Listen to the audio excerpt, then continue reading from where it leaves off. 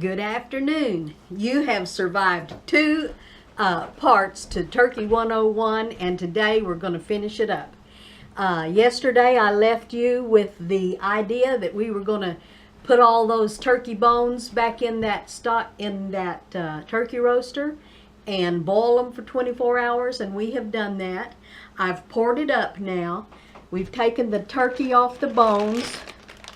This is what's left of the white meat, and this is what's left of the dark meat.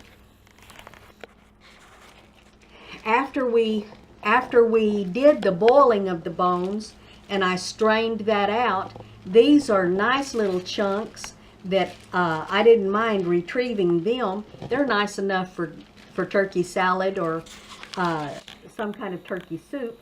So all of this is good, usable food. And then this was the skin and the little pieces that I didn't want to bother with, but that are still wonderful for our little dog. So that she's going to get, of course I will only give her a dab at a time. I'll put it in ice cube trays. I like freezing things in ice cube trays, and just pop out an ice cube every once in a while. And then this is all that's left of the bone. And so I'm going to give you some weights now. Altogether we had 4 1/4 pounds of white meat.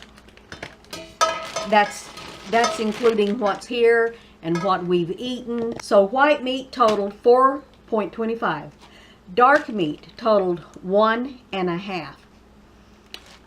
These little parts were about 1 pound, and the neck and giblets were about 1 pound. So when you add all that together, and this is a serving. This is a 4-ounce serving, what they call a regular serving, 4 ounces. And you can see, if any of you are on diets, they say imagine a serving of meat being able to fit in the palm of your hand, or about the size of a deck of cards. Well, there it is. I measured it out exactly, 4 ounces. So that's a good size serving. So when we add all of that up, we actually came to people servings of 32. The turkey cost me 32 servings. My husband just gave me a look like 32. That would be 32 servings that people could eat. You divide that $27 that the turkey cost me into 32, and you come up with 85 cents a serving. $27 is a lot to spend on an item, but when you break it down, 85 cents a serving for something as delicious and nutritious and special, because most people don't do it all the time, 85 cents a serving is very economical. Then I've got these beautiful quarts. These are 2 quarts each, 4 quarts. Here's a 5th quart, and then we use 2 quarts in our giblet gravy. So throw those in. That's just extra. Take it off and you're good to go. And then, of course, the food that we're going to give to our dog, that's just a bonus too. Now, I only put these in the plastic bags so they would fit on my scale better. But how I'm actually going to finish divvying it up is in these little freezer boxes. If you don't have freezer boxes, it doesn't matter. You can just wrap them up in foil, or you can put them in sandwich bags. And in fact, a lot of times whenever I just have leftover chicken, that's how I do. But of course, with this turkey, I'm going to have a lot. I'm only going to do a few just to show you, and then that'll be it. I think we proved that turkey is a good economic meal. So the way I'm going to divide this up in my freezer trays is just by putting what you can see is 2 or 3 servings of white meat, and then 2 or 3 servings of dark meat, You could even measure these out if you wanted to. Most recipes that call for a cooked product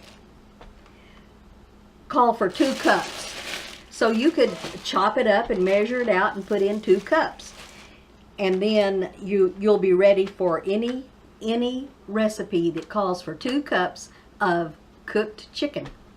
So once you get that in, you're gonna put some of this wonderful stock over it, and that'll keep it from getting freezer burn. So this could stay in your freezer probably 2 or 3 months at least, long enough that you can have turkey until the next time you want to buy some. So I'm gonna take off some of this grease. I'm gonna take off some of that turkey fat.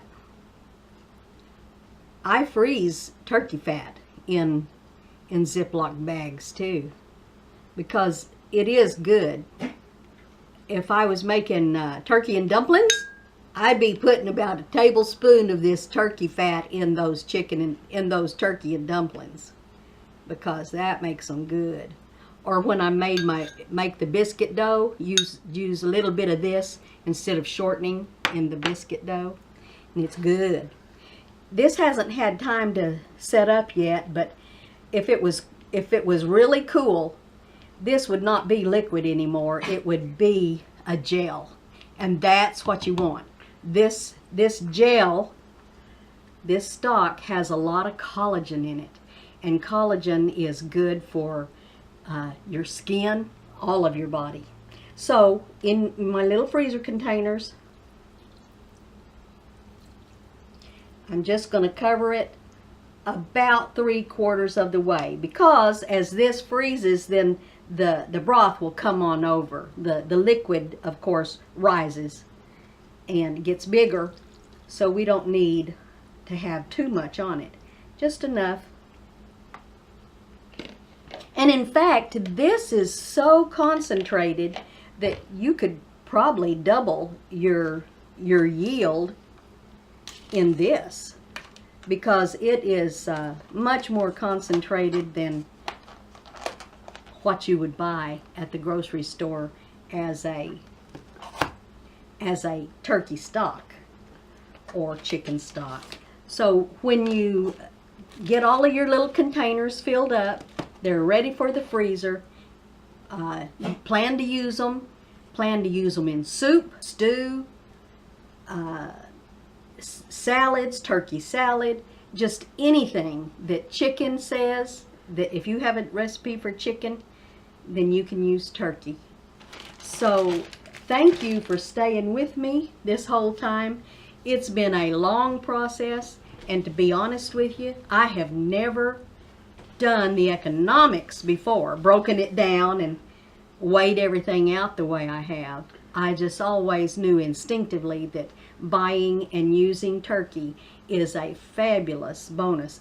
And I paid $1.48 for this turkey a pound, and pretty soon we're going to be able to get it at 79 cents a pound, or possibly 89 cents a pound. But when you see it go on sale, grab you one or two and enjoy. Thank you. Thank you.